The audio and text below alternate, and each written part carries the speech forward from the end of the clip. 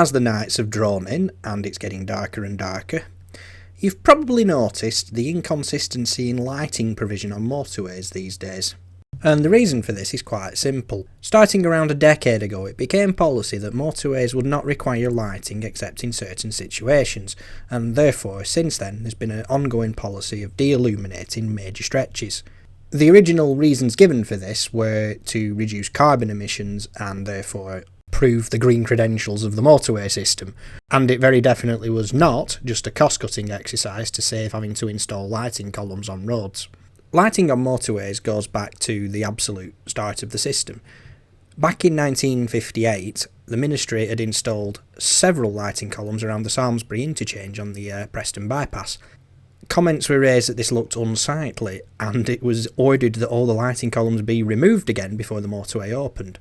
Likewise, because of this, the M1 only had lighting added to immediate terminal junctions. It wouldn't be until the opening of the M4 in West London in 1965 that a mainline motorway would actually be lit throughout. And even then, this section only ran from the Chiswick flyover to just beyond Heathrow Airport. 1966 saw the highest number of road fatalities in British history. This carnage was not limited to normal A roads either. Motorways had their fair share of collisions, especially in the fog. With the introduction of the 70-mile-an-hour speed limit, measures were taken to introduce safety elsewhere on motorways, and following several more fatal multi-vehicle collisions in the fog, it was decided that major stretches of motorway would be lit throughout. The M1 and the M6 were early recipients of such works. And before long, it became possible to drive all the way from the start of the M1 in London to the junction with the M6 in Leicestershire without leaving a single section that was illuminated. And for many years this held the record as being the longest continuously lit stretch of motorway in the country, before its crown was stolen by the M25. The map you can see pretty much shows the peak of motorway lighting. After this, things could only get darker.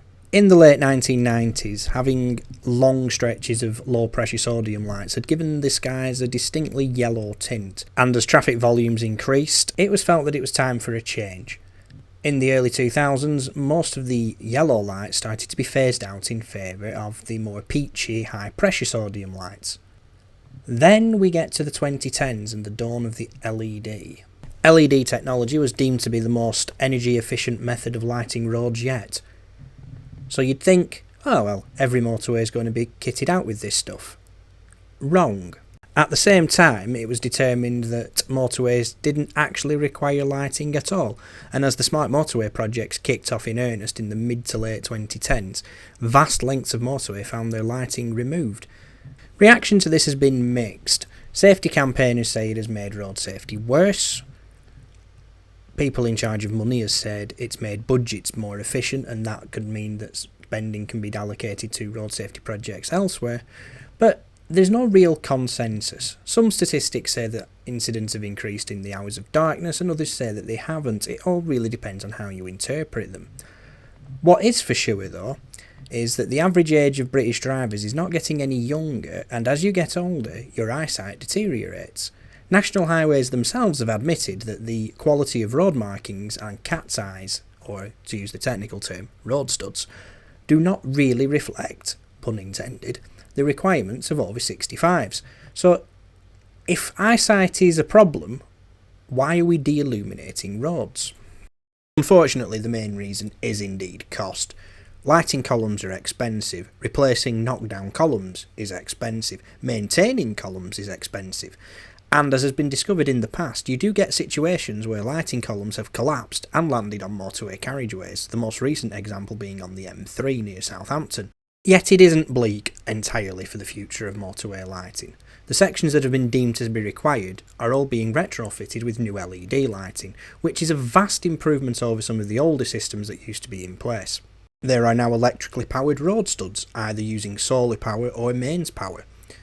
In rural areas, this is less intrusive than having long lengths of high-mast lighting columns which cause huge visual intrusion.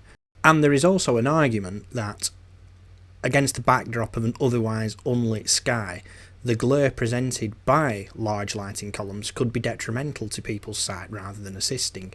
So it's not a simple black and white answer that you say, well, lighting good, unlit bad. You have to take sections of road on their individual merits.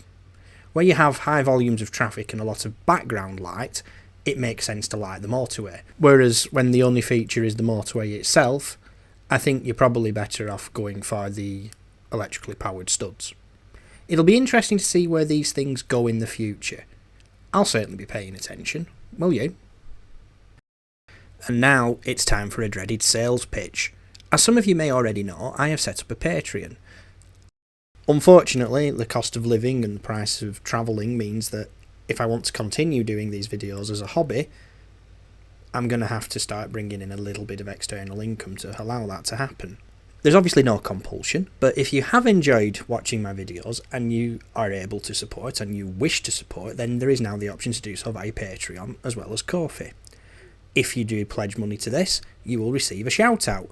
Now, I'm still working out the best format to do that, but for this first one, I'm going to put a slide up and say a big thank you to those who have started this Patreon off. So that's the sales pitch over with. Won't mention it again. As you all know as well, just an update that things are still just as hectic and dramatic in my personal life. I'm trying to make some videos to get away from the realities of my life at the moment. That's why I'm not envisioning this one, because I just cannot face being sat in front of the camera. Doing it audio only has been a bit more cathartic. I really appreciate everyone who's sent words of support, and hopefully I'm going to start getting back into a more regular routine again with this. Onwards and upwards. But to conclude, what was your favourite stretch of motorway lighting? Do you have a favourite type of lantern? Let's have a conversation in the comments. As always, keep it civil, and I will catch you next time.